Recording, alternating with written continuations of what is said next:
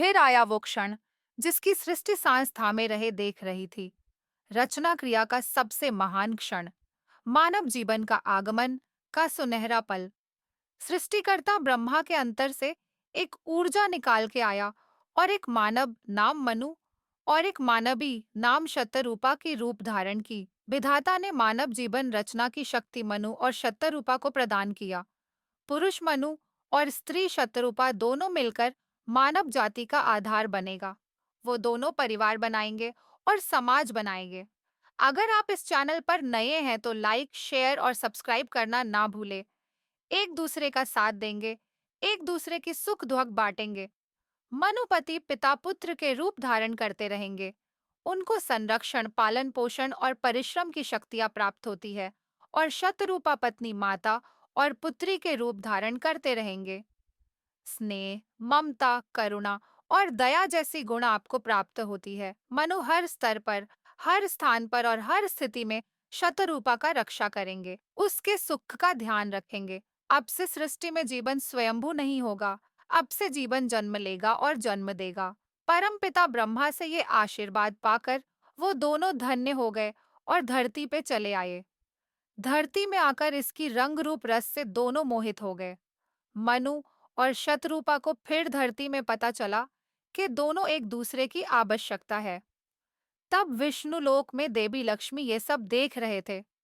उनको फिर पता चला कि कितने अनुपम है पालनकर्ता श्री विष्णु की ये लीला। उन्होंने श्री विष्णु को धन्यवाद दी इतनी सुंदर रचना का कृपा करने के लिए कि कितना सुंदर है ये संसार, ये प्रेम, ये भावना, ये स्नेह, ये प्रेरणा।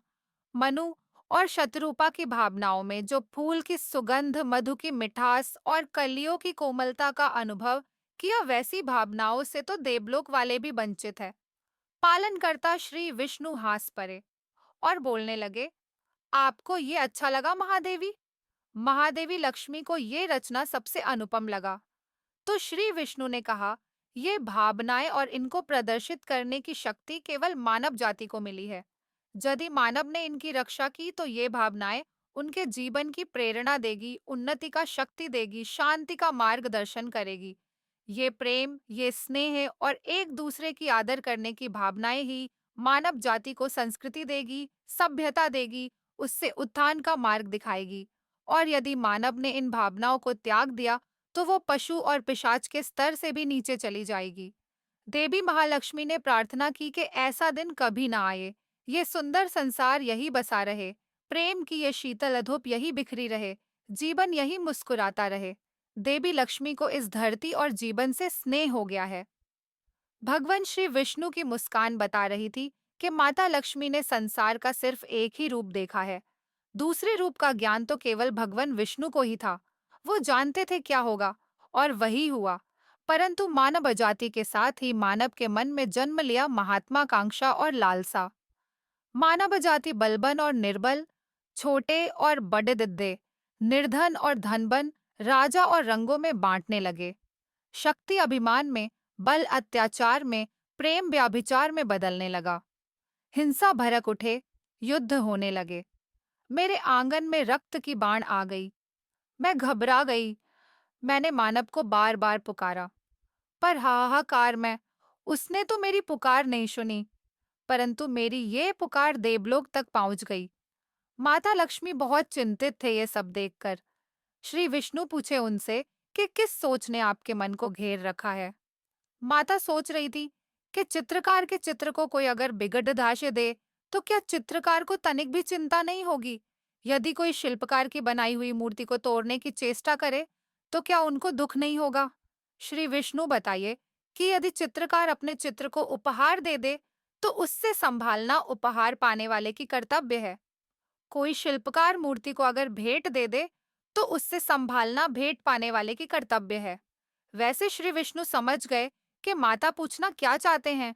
श्री विष्णु तो अंतर्यामी हैं। हाँ, पालनकर्ता समझ गए कि माता लक्ष्मी धरती में घटने वाली घटना से पीड़ित हो उठी है।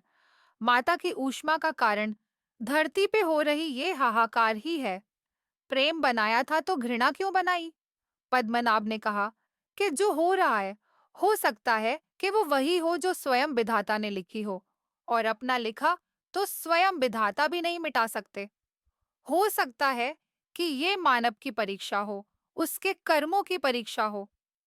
पर ऐसा संसार और ऐसा मानव अपने बनाई क्यों जो आपकी बनाई धरती में अंधेरा फैला रहा है? तो आप क्या चाहती थी कि हम केवल दिन बनाते, रात्रि ना बनाते? फिर मानव को अंधेरे और उजाले का अंतर कैसे जान पड़ता? विष ना होता तो अमृत की महानता कैसे जनी जाती? पुष्प के साथ कांटे ना होते तो पुष्प की सौंदर्य को कौन जान पाता? पतझड़ ना आती तो बसंत ऋतु ऐसी सुहानी कैसे लगती? हमने मानव को बनाया है देवी। मानव इतिहास को बनाने का कार्य हमने अपने हाथ में नहीं रखा, वो तो उसी पर छोड़ दिया है। अभी तो उससे उसकी शक्ति का आभास हुआ है। इसी से उससे न्याय अन्याय, पाप पुण्य, धर्म अधर्म, सत्य असत्य की जानकारी मिली होगी। हमने बुद्धि दी है मानव को, विवेक दी है उससे। और यदि मानव ने विवेक पर कार्य नहीं किया तो? यदि ऐसे ही धरती को रात्रि निगलती गई तो? अंधकार प्रकाश को दसता रहा तो? तब क्या करेंगे आप? यदि अन्याय और अधर्म अपनी सीमा को पार कर गए, यदि धर्म की हानि होने लगी, तो हम स्वयं धरती पर जाएंगे। हम वचनबद्ध है। परित्राणाय साधूनां विनश्य च दुष्कृतां धर्म संस्थापन नातय संभावनी युगे युगे। आने वाले एपिसोड में मिलेंगे विष्णु पुराण की और कथा लेकर। तब तक के लिए धन्यवाद।